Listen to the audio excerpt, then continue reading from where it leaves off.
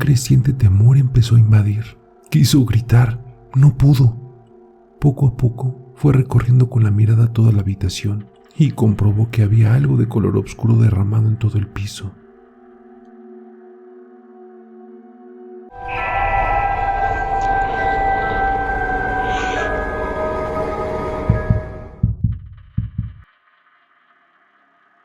Esta es la historia de una joven de 19 años. Llamémosla Sara. De pequeña, Sara tenía mucho miedo a la oscuridad, hasta que adoptó un perro que le hacía compañía. Durante años Sara dormía tranquila porque sabía que debajo de la cama estaba su perro. Y si tenía miedo, únicamente tenía que extender la mano. Entonces, el perro comenzaba a lamerla hasta que se quedaba dormida. Los años pasaron. Sara se hizo adulta. Una noche, ella y varios de sus amigos de la universidad habían quedado de verse a las 8 de la noche en casa de una tal Mary, ya que sus padres no estaban. Ella había comprado en una casa de antigüedad un extraño tablero, de madera oscura y grabados extraños en un lenguaje que no entendía. Pero la dueña del local le había dicho que servía para comunicarse con seres del más allá, que podía tener una conversación con un ser querido si ella quería. Evidentemente Mary no creyó en sus palabras, ya que no creía en esa clase de cosas. Pero pensó que podía jugarle una broma a sus amigos aquella noche, así que compró aquel tablero y se fue a su casa. La noche había llegado y Sara estaba en casa de Mary junto con sus otros compañeros. Comieron y bebieron un poco, escucharon música y miraron una que otra película hasta que se hicieron las 11:50, próximo a la medianoche, hora en la que supuestamente era la adecuada para hacer contacto con seres del más allá. Mary comentó esto a sus amigos y juntos subieron a su cuarto, donde colocaron una mesa en el centro de la habitación y apagaron las luces. Una vela fue la única que trataba de iluminar tímidamente el cuarto oscuro.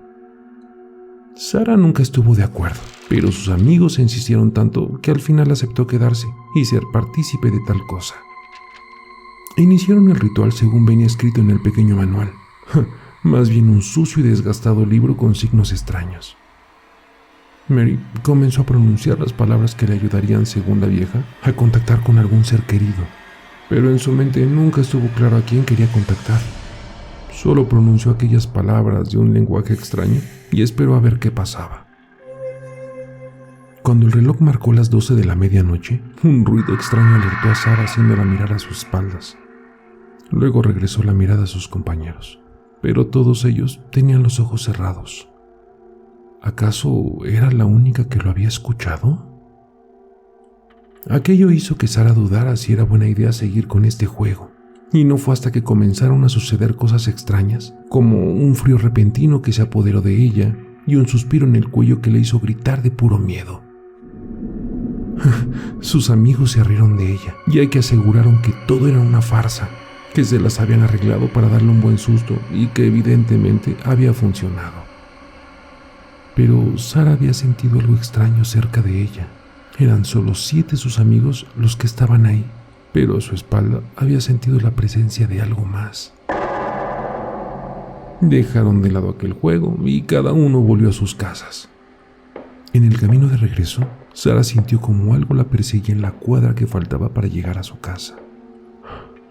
Un escalofrío le recorrió la espina y antes de cerrar la puerta que da a la calle, sintió como un aire gélido penetraba en la casa.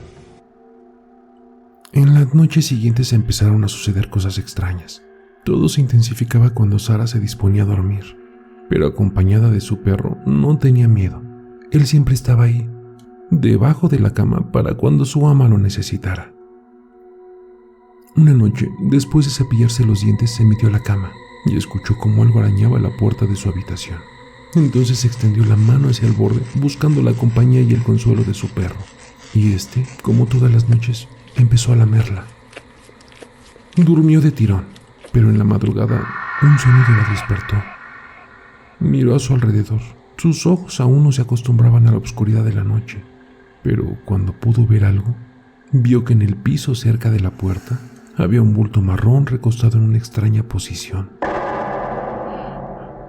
Un creciente temor empezó a invadir. Quiso gritar, no pudo.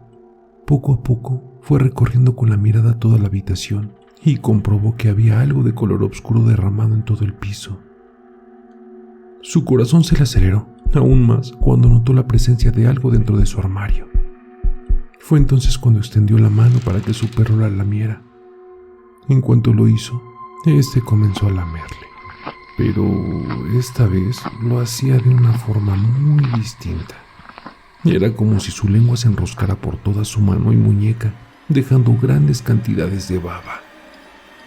Como pudo y sintiendo un terror que jamás había experimentado, estiró la otra mano y prendió la lámpara que tenía en su mesita. Entonces, con horror, comprobó que lo que estaba tendido en el piso cerca de la puerta era su perro bañado en un charco de su propia sangre. Y de pronto, debajo de su cama, por debajo de sus pies, emergió una figura monstruosa, un espectro fantasmal. Su boca era enorme y de ella colgaba una larga lengua. Fue entonces que sintió como algo salía de su armario, se sentaba a su lado y con una voz gélida y terrorífica le dijo: Nunca debiste jugar a ese juego.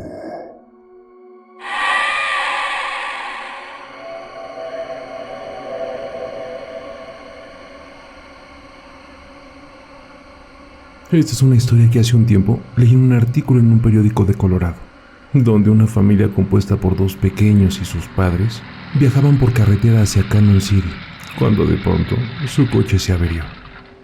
Los padres salieron a buscar ayuda, y para que los niños no se aburrieran, les dejaron con la radio encendida, prometiéndoles que regresarían tan pronto como pudieran.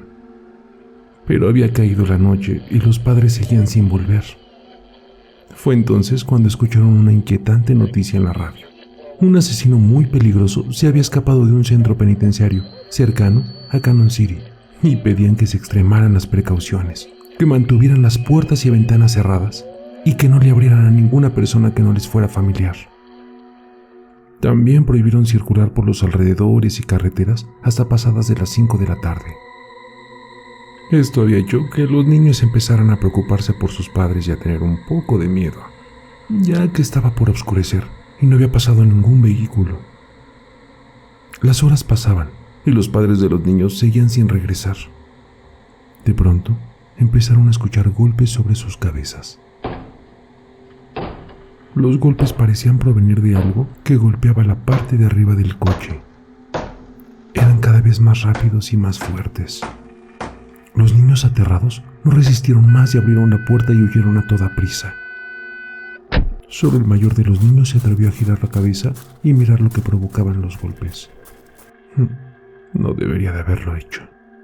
Sobre el coche había un hombre de gran tamaño.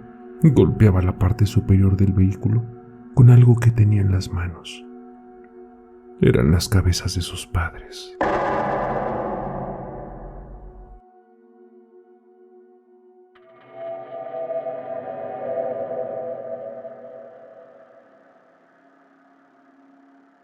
Esto sucedió en un pequeño poblado de Canadá, donde varias adolescentes habían ido a pasar la noche en casa de una amiga, aprovechando que sus padres estaban de viaje. Una vez en el cuarto de la anfitriona, apagaron las luces y se pusieron a contar historias de terror. Pero ninguna daba miedo, hasta que una de ellas se puso a hablar de un viejo al que acababan de enterrar en un cementerio cercano. Según los rumores, se decía que hace varios años había hecho un pacto con el diablo y que en cuanto murió, su cuerpo se había descompuesto enseguida, como si llevara varias semanas muerto. Lo tuvieron que enterrar de inmediato, pero cuando estaban echando tierra a su sepultura, escucharon risas y maldiciones que venían desde dentro del hueco, y se decía también que se podía escucharle arañando el ataúd, intentando salir. Una de las chicas, quien era escéptica ante aquellas creencias sobrenaturales, se burló de aquella historia, así que las otras la desafiaron a que se levantara y fuera a visitar la tumba, y como prueba de que había ido, tenía que clavar una estaca de madera sobre la tierra de la tumba, la cual al día siguiente irían a comprobarla. Lógicamente, la chica aceptó el reto y tomando la estaca se fue en dirección al cementerio. En cuanto ésta había desaparecido tras doblar la esquina, sus amigas apagaron la luz otra vez y apoyadas en la ventana esperaron a que volviera. Pasó una hora, otra más, sin que se tuviera noticias de su amiga. No había forma de que se tardara tanto. El cementerio estaba tan solo 4 cuadras, así que a lo sumo debería de haber tardado una media hora, como mucho 40 minutos. Se quedaron en la cama despiertas, preocupadas y cada vez más aterradas hasta que llegó la mañana y su amiga nunca apareció. Aquel mismo día, los padres de la chica regresaron a casa. Estas le contaron lo que había sucedido y junto al resto de padres acudieron al cementerio en busca de la chica. Los padres se toparon con una terrible imagen. Encontraron a la chica tirada sobre la tumba, muerta. Su cara era de una mueca de terrible terror imaginable. Sus ojos crispados, completamente abiertos, miraban hacia el cielo. La chica, al agacharse para clavar la estaca en el suelo, había agarrado también parte debajo de su falda. Cuando intentó levantarse y no pudo, creyó que el viejo muerto la había agarrado. Murió del susto en el acto.